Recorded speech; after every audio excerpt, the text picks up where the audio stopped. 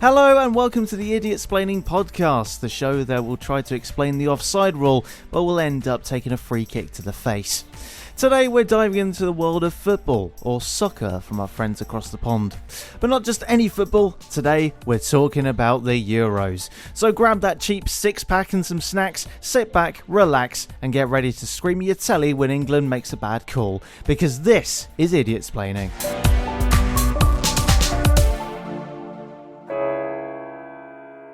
So, football, where did it come from? Let's travel back in time. The origins of football, or as the Americans call it, soccer, can be traced back over 2,000 years to ancient China, Greece and Rome. They had some version of kicking a ball around. Fast forward to the 19th century in England, where modern football as we know it started to take shape.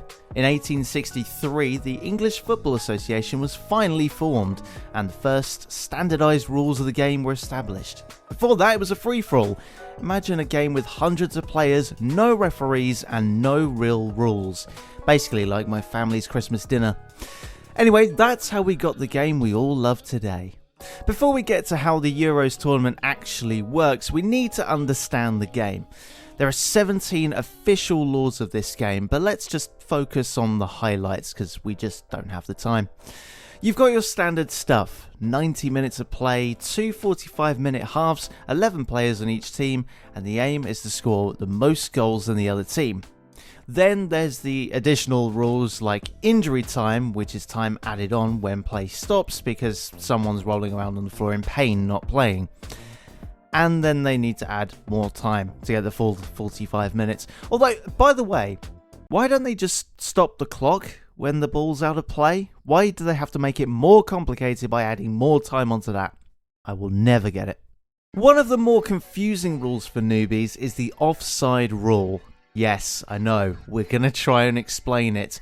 It is like trying to explain to your nan how to use TikTok, but here goes. A player is offside if they are nearer to the opponent's goal line than both the ball and the second to last opponent when the ball is played to them unless they're in their half of the field. Got it? No? Okay.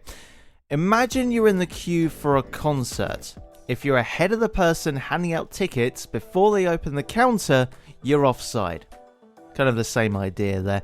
This rule prevents goal hanging, where a player just camps out near the opponent's goal waiting for an easy score. A bit like camping the other team's spawn in Call of Duty, although that one is great when it happens to other people. Now we know the basics of the beautiful game, which, by the way, before we get to talking about the tournament, where did this beautiful game thing come from? Well, according to the research I absolutely positively did, Pele popularised the phrase through his charismatic personality, poetic style of play and numerous public statements. The origins of the phrase actually predates Pele.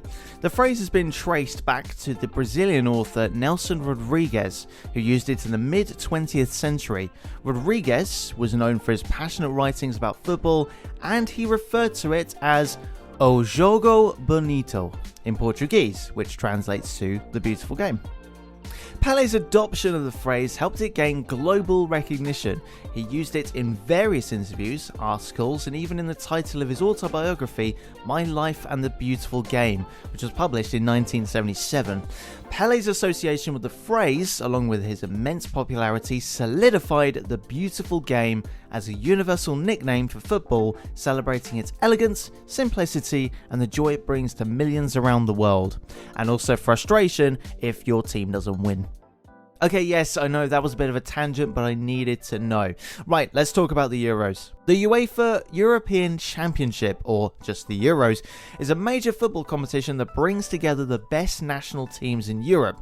This all started in 1960 and happens every 4 years, just like the World Cup, but with a bit more pretentiousness and better food. So how does it work?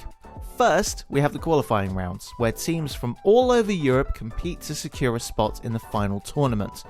Once it gets down to the final 24 teams, the real fun begins. The tournament is then split into two phases, the group stage and the knockout stage. In the group stage, teams are divided into 6 groups of 4. They play each other in a round-robin format, meaning everyone plays everyone else in their group. The top 2 teams from each group, plus the 4 best third-place teams, move to the knockout stage. And this is where it gets tense. One loss and you're out. The knockout stage is single elimination, leading up to the grand finale, where one team is crowned the champion of Europe. Now, before we move into our sort of Q&A section, I thought I would grab the list of winners since it started, so just make sure to cheer if you're part of one of these winning countries, and then have to explain to your co-workers why you cheered because you got your headphones in. Right. First up in 1960 was Soviet Union, then in 1964 was Spain, Italy was in 68, West Germany in 72, Czechoslovakia in 76, West Germany again in 1980, 1984 sees France, 1988 the Netherlands, 1992 was Denmark, then Germany in 1996, France in 2000, Greece in 2004, then Spain won it twice in 2008 and 2012, Portugal in 2016, and finally Italy in 2020, which ended up being 2021 during the COVID-19 pandemic. So as of right now, England have never won the Euros. So let me very quickly do my pre-recorded thing of responses. Here it goes. Yes, let's go England, it finally happened. Right, the other side. Just in case. You never know. Oh, tough luck, England. You tried your best. Another 4 years to wait.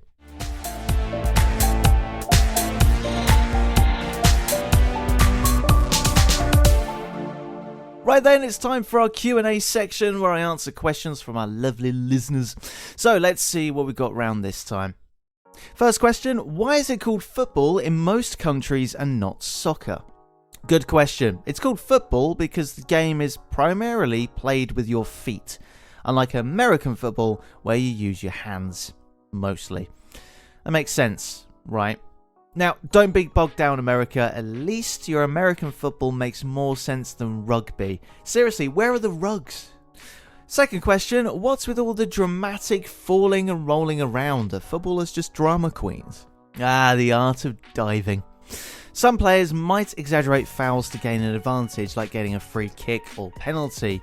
It's all part of the game, though it can be a bit much at times. Think of it as football's version of interpretive dance, when there's a slight chance of someone getting kicked in the face.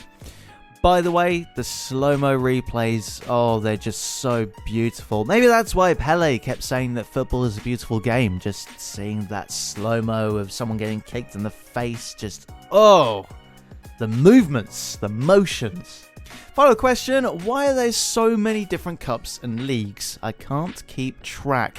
I absolutely agree. Football does have a lot of competitions. You've got the domestic leagues like the Premier League, cups like the FA Cup, international tournaments like the World Cup, continental ones like the Euros.